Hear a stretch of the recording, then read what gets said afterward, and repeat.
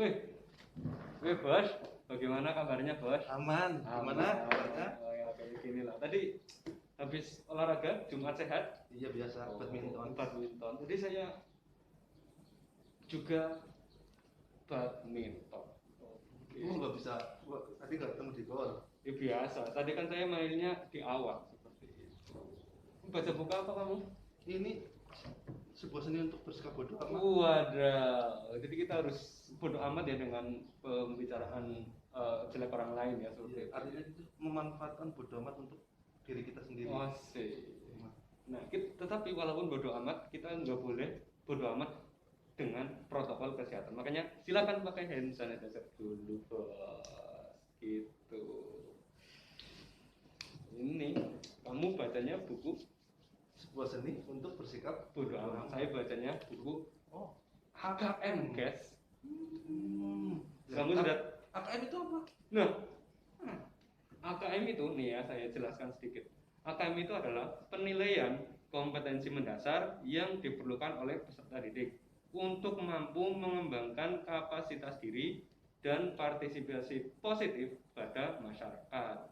Kompetensi mendasar yang diuji dalam AKM adalah literasi membaca dan numerasi. Jadi AKM itu sebuah penilaian untuk mengetahui bagaimana kemampuan atau kompetensi siswa, seperti itu bosku. Apa bisa diartikan ini seperti ujian nasional?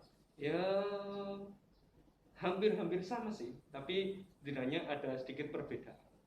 Perbedaannya di mana? Nah, perbedaannya yang pertama ya, ada beberapa perbedaan.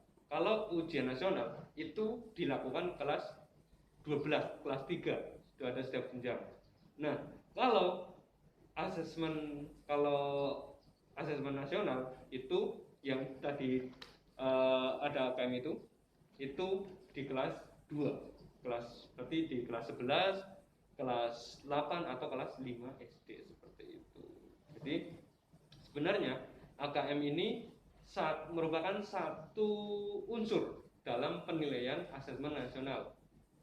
Nah, asesmen nasional itu ada 3, AKM, terus apa lagi ya?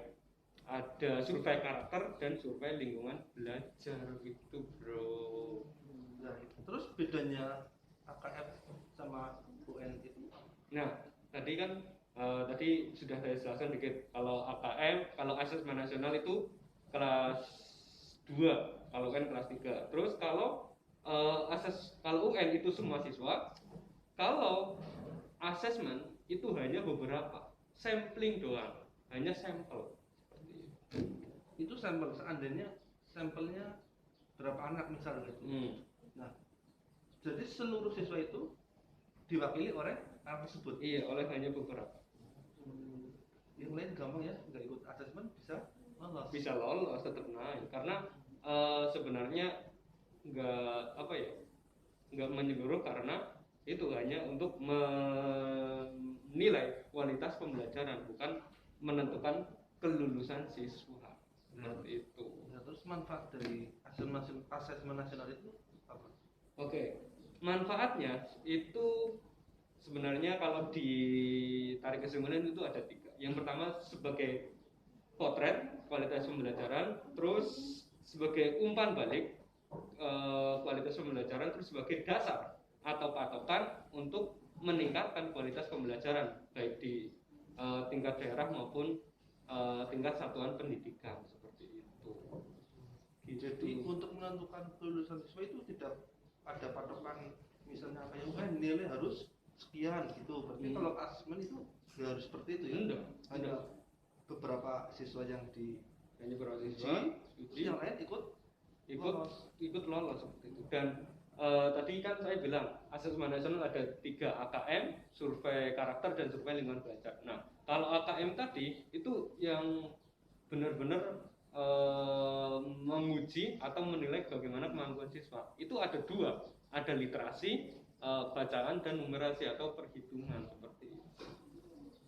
Jadi sama itu penentu kelulusan itu bukan dari UN tapi dari guru. Siswa, dari guru, benar sekali, benar, dari guru. Dari guru. Guru yang menilai siswa, hanya beberapa anak yang dinilai, terus yang lain ikut lulus seperti itu. Jadi